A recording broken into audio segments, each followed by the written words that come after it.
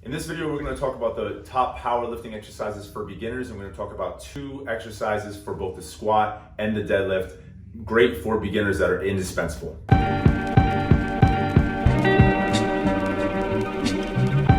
What's up? I'm Jesse Roseri. This is Alex Hall. We are the owners of JDI Barbell in New York, New York. And this channel and what we're doing here and what we do at our gym is that we really love to work with beginners. We really love to teach the fundamentals of movement that lay a groundwork that is indispensable for lifters to get involved in powerlifting as a hobby. So first we're going to talk about the top 2 exercises that we have for beginners for this squat, okay? Number 1 is the goblet squat. Anytime that we have a new lifter here, a beginner of any sort, we teach them the goblet squat first. Why do we teach them the goblet squat? We teach them because we want them to learn the squat as a fundamental movement. So we don't want them to think about a barbell squat as a lift. We want to think about the squat as this is a natural movement. This is how my body should feel. I tell everyone the same thing when they start here, okay? I can use a million words to describe something and you might never get it. But if I get you to feel the movement, you'll know it immediately and you'll understand it forever. So that's what the goblet squat does. The goblet squat takes away the guesswork and the idea of like, where should I put my feet initially? How should I grab the barbell on my back? All of these things that really overwhelm a new lifter. It allows you to just think about, all right, I'm gonna hold this weight right here, okay? I'm going to set my feet the right way, feeling points of pressure in my feet, feeling where my balance should be on my foot, talking about mid-foot balance, feeling how I should brace my trunk, and then feeling just the natural mechanic of a squat. What a goblet squat does is it allows me, I'm holding a weight, I'm tensing against the weight, and now all I have to think about is just dropping my elbow straight down between my knees, and then it just becomes a natural movement again. So I like beginners doing the goblet squat even after they've really, even after they've mastered the squat as a movement. In their lifting training, in their powerlifting training, I like them to do the goblet squat to really reinforce these good behaviors and reinforce these feelings. The second thing that I like them to do is a front squat, right? The front squat is great for the same reasons, okay? The weight on a front squat obviously is racked on the top of your shoulders in front of your body, okay? The front squat promotes a very good postural squat, meaning that it's almost impossible, I shouldn't say it's almost impossible, but it is very unlikely that you are going to progress in heavy weights with a front squat with bad posture. Because if you start bending over a ton in your squat, right, and you start rolling your shoulders forward and you start really messing with the balance of your feet and being completely off balance, what's gonna happen is the bar is gonna fall off of your shoulders. So the front squat kind of corrects the mechanic of a squat by making it impossible to not keep good posture. With a back squat, it's a little bit different, right? A back squat, you can get away with a lot more bad habits in a back squat and still save that lift and still do that lift. You can bend over a ton, you can have really bad balance, you can sit back way too much in it, right? But the front squat is a self-correcting exercise. So I have beginners do front squats alongside with their back squat training when they first start getting into powerlifting training.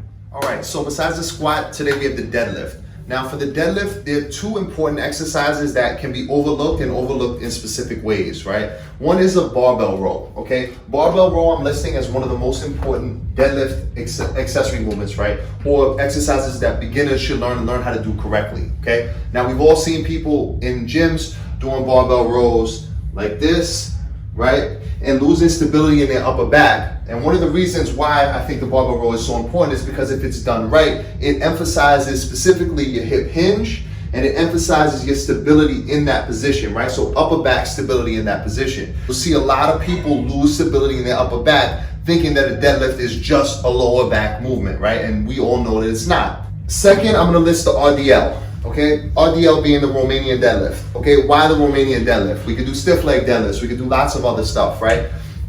In my opinion, the RDL is something that emphasizes your hamstrings like nothing else, right? If you've done a hard set of RDLs and you've done them with correct positioning, right? Again, maintaining your neutral spine, maintaining the stability of your upper back, you will be in pain the next day. Okay, so that it's not just important for the masochism of it, right? But it's also important because it strengthens your hamstrings and it gets you feeling the right place at the top of the deadlift, right? And really pushing through with your hips rather than locking the movement out again with your lower back. All right, so a bonus exercise that is great for beginners who are getting into powerlifting is the leg press. And that for a lot of powerlifting coaches and people who watch a lot of videos online, right? Sometimes the leg press gets a really bad rap, right? It's not a weight-bearing exercise. You're not moving, through a functional squat, all of these things, okay? But the main thing that we find in a lot of new powerlifters is that they do not have a good sense of their body, okay? And that's not just they don't know how to create tension against the floor, they don't know how to keep balance in their squat, they also don't know how to feel their muscles. And Alex is really big into the idea of, all right, we need to teach people to feel the muscle, to actually know what's working, right? To get the quads, to get the leg musculature stronger, bigger, and actually feeling what it feels like to contract it and focus on that contraction. Because what is one of the most detrimental things is people who get into squatting and they start building up their squat stronger and stronger, and they get better at the movement of that squat, but they have no background like us, like old meatheads, right? Where we just started doing bodybuilding stuff, right? And it was always about leg extension, all that stuff, okay? When we transitioned to, doing Olympic weightlifting, doing powerlifting, it was easy for us to feel the muscles that are supposed to be used in these movements because we focus so much on just feeling the muscle, like Arnold told us.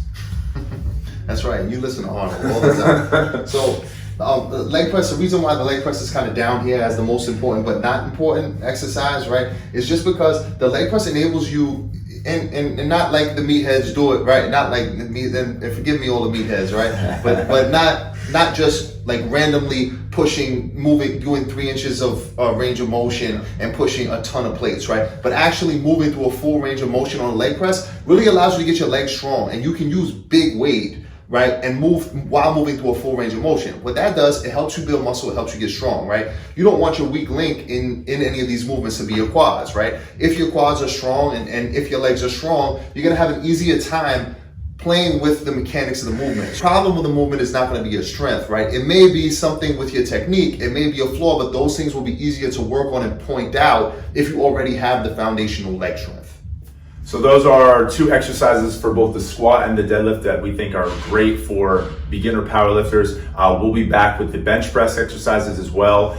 If you haven't already subscribed to our channel, we have a lot more content coming out. We have a lot more content talking about great exercise variations for beginner powerlifters, for intermediate powerlifters, and for Olympic weightlifters as well. Go check out our website, www.jdibarbell.com. We got an idea.